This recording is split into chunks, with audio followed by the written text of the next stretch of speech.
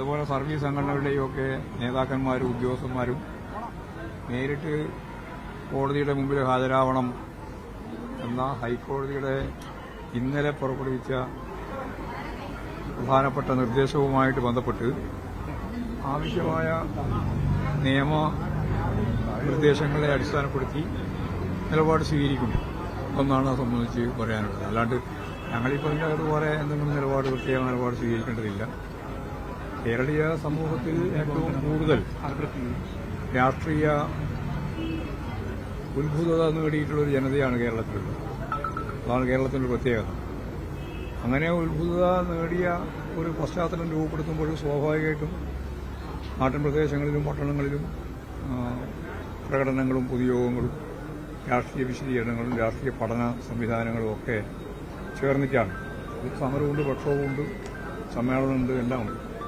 ആ രീതിയിൽ മുന്നോട്ടേക്ക് പോകുന്ന ഒരു രീതിയാണ് കേരളം മുഴുവൻ ഇതേവരെ അവലംബിച്ച് പോയിട്ടുള്ളത്.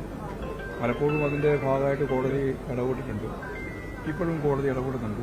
നിയമപരമായിട്ട് കാര്യങ്ങൾ പരിശോധിച്ച് ആവശ്യമായ നിലപാട് സ്വീകരിക്കും. പക്ഷേ കോടതി ഇങ്ങനെ അനാവശ്യമായിട്ട് ഇങ്ങനെ എല്ലാ കാര്യങ്ങളും ഇടപെടുന്ന ഒന്നും പറഞ്ഞിട്ടില്ല. ഞാൻ പറഞ്ഞത് കോടതി ഇടപെടലിനെ കുറിച്ച് പറഞ്ഞു. അതുകൊണ്ട് അതന്നെ സൂക്ഷിച്ച് ഉപയോഗിക്കേണ്ട പദപ്രയോഗങ്ങളാണ്. ഞങ്ങൾക്കിതിനെപ്പറ്റി നല്ല ധാരണയുണ്ട്. എക്സിക്യൂട്ടീവും ജുഡീഷ്യറിയും ലെജിസ്ലേച്ചറും ഉൾച്ചേരുന്നതാണ് ഭരണകൂടം. ഇവിടെ ഭരണം എന്ന് പറയുന്നത് ലെജിസ്ലേച്ചറിന്റെ ഭാഗമാണ്. എക്സിക്യൂട്ടീവിനും ജുഡീഷ്യറിക്കും മാറ്റമൊന്നുമില്ല. അത് തുടർച്ചയായിട്ട് നിലനിൽക്കുന്ന ഒരു സംവിധാനമാണ്. സ്വാഭാവികമായിട്ടും അതിൻ്റെതായ ഇടപെടലുകൾ പലപ്പോഴും നിരവധിയായ സന്ദർഭങ്ങളിൽ ഉണ്ടാവുന്നുണ്ട്, പ്രത്യേകിച്ച് ഇടതുപക്ഷ പ്രസ്ഥാനത്തിനെതിരായിട്ട്.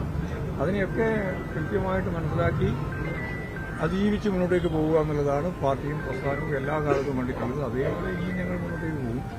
ഇതിനാണെങ്കിൽ ഞങ്ങൾ ഒറ്റക്കല്ല, ഇവരെല്ലാം വന്ന് ചേർന്നിട്ടുണ്ട്. ഇതിൻ്റെ അകത്ത് എല്ലാവരും ഹാജരാവുന്നത് അത് നോക്കിയിട്ടില്ല.